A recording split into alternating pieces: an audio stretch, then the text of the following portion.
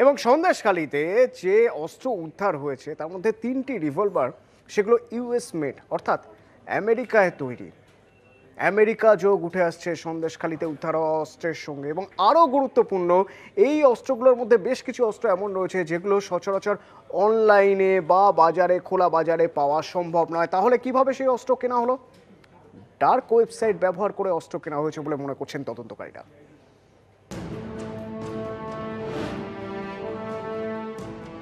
এই সেই বাড়ি।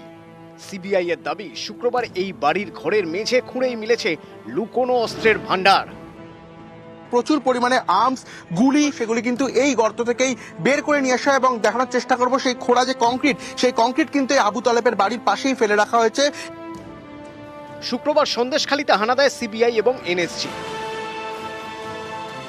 বিস্ফোরকের খোঁজে রোবটও নামায় এনএসজি। সিবিআই এর দাবি, আবু তালেব মোল্লা নামে এক ব্যক্তির ঘরের মেঝে খুঁড়ে উদ্ধার হয় অস্ত্র ভান্ডার। এবার সামনে এলো অস্ত্র ভান্ডারের সঙ্গে আমেরিকা যোগ।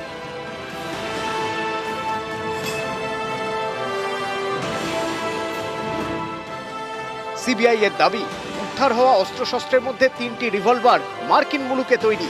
এখানেই তদন্তকারীদের প্রশ্ন, কেন বিদেশি আগ্নেয়াস্ত্র? সিবিআই এর দাবি, উদ্ধার হওয়া অস্ত্রশস্ত্রের মোট করা যে অস্ত্রগুলি, সেগুলির আনুমানিক মূল্য মোট 50 লক্ষ টাকা, অর্থাৎ এক একটি আগ্নেয়াস্ত্র প্রায় 3 থেকে 3.5 লক্ষ টাকায় কেনা হয়েছিল বলে সিবিআই সূত্র থেকে খবর।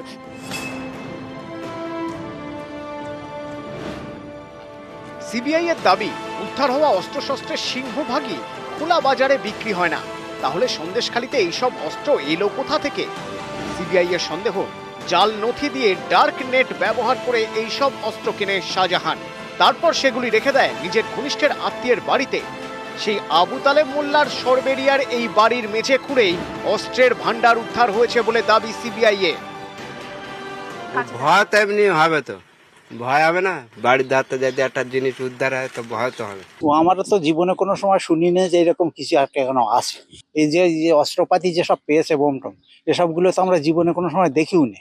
আর এই কোথার থেকে আসলে তা কি করে বলবো, মানে আমরা চিন্তা করে পাচ্ছি না। কেন্দ্রীয় এজেন্সির এও দাবি, সন্দেশখালী থেকে উদ্ধার হয়েছে কোল্ট রিভলভার, যা শুধু পুলিশ ব্যবহার করে।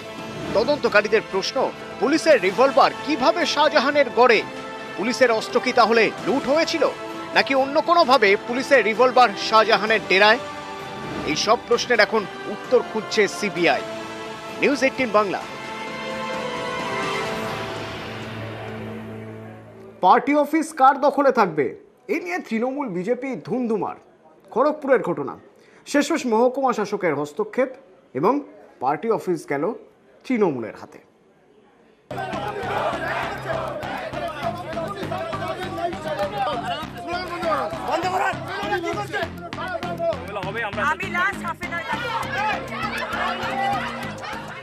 কোন পার্টির দখলে থাকবে পার্টি অফিস, তৃণমূল নাকি বিজেপি? এই নিয়ে শুক্রবার রাতে খড়গপুরে উত্তেজনা। তৃণমূল বিজেপি কর্মী সমর্থকদের মধ্যে হাতাহাতি, বিক্ষোভ থেকে ধর্ণা, কিছুই বাদ যায়নি। শেষমেশ মহকুমা শাসকের দপ্তরে বৈঠক, পার্টি অফিস হাতে পেল তৃণমূল।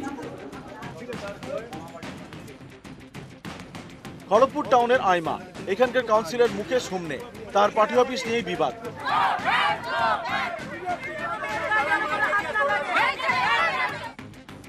দু সালে বিজেপির টিকিটে জিতে কাউন্সিলর হন মুকেশ, তারপর তৃণমূলে যোগ দেন।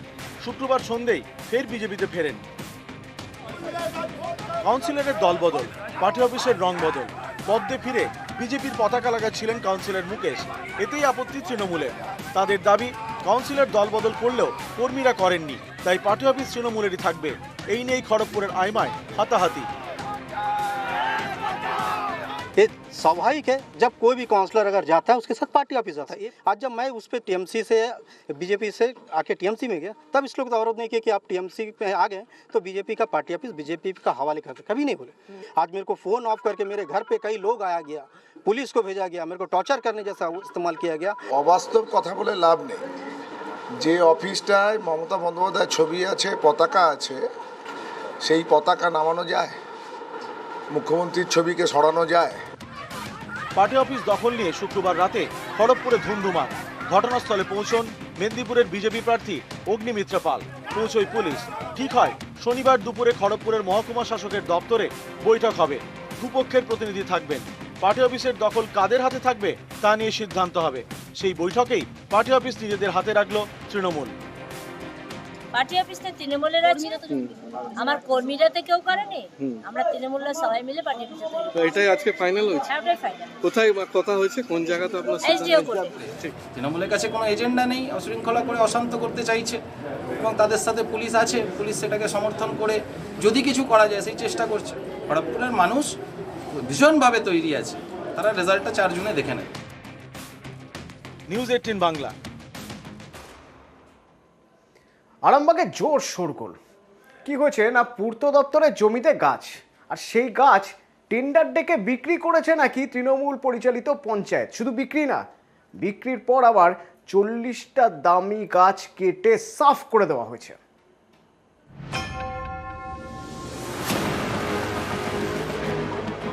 হুগলির আরামবাগ, এখানেই পূর্ত দপ্তরের গাছ কেটে সাফ। অভিযোগের আঙুল তৃণমূল পরিচালিত গ্রাম পঞ্চায়েতের দিকে। আরামবাগের বাতানল গ্রাম পঞ্চায়েত, এখানেই তেলুয়া এবং বালুন্ডির মধ্যে রয়েছে পূর্ত দপ্তরের রাস্তা। পথের দুপাশে একের পর এক দামি দামি গাছ, এইসব গাছেই কোপ। অভিযোগ, পূর্ত দপ্তরকে না জানিয়ে এই গাছ কাটার জন্য বন দপ্তরে আবেদন জানায় পঞ্চায়েত। নিজেদের গাছ বলে দেখায়, এর ভিত্তিতে গাছ কাটার অনুমতিও দেয় বন দপ্তর। তারপর টেন্ডার ডেকে বিক্রি এবং গাছ কাটা শুরু। অভিযোগ, প্রায় 40টি গাছ কেটে সাফ। এর মধ্যে রয়েছে শিশু, সেগুনের মতো দামি গাছও। পঞ্চায়েত আমাদেরকে ওয়াক অর্ডার দিয়েছে, ফরেস্ট পারমিশন দিয়েছে, আমরা গাছ কাটছি। তো তাহলে পিডব্লিউডি আটকাচ্ছে কেন? এবারে সেটা পিডব্লিউডির সাথে পঞ্চায়েতের ব্যাপার। টেন্ডার হয়েছিল? হ্যাঁ, টেন্ডার হয়েছে, সমস্ত কিছু আছে। গাছ কাটার খবর পেয়ে শুক্রবার বাতানলে যান পূর্ত দপ্তরের আধিকারিক। বন্ধ করে দেন গাছ কাটার কাজ। বিষয়টি তারা বন দপ্তরকে জানিয়েছে। শনিবার বাজেয়াপ্ত করা হয় কাটা গাছ।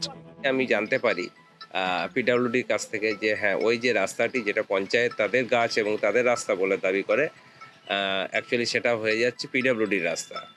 কাটা গাছগুলোর মালিক যেহেতু পিডব্লিউডি, এগুলো পিডব্লিউডির কাস্টডিতে তুলে দেওয়ার জন্য। তৃণমূল পরিচালিত বাতানল গ্রাম পঞ্চায়েতের প্রধান দিলীপ রায়, তিনি গাছ কাটা নিয়ে কোনো কথা বলতে চাননি। পঞ্চায়েত পারমিশন করে কিভাবে গাছটা কাটে? এই যে গাছ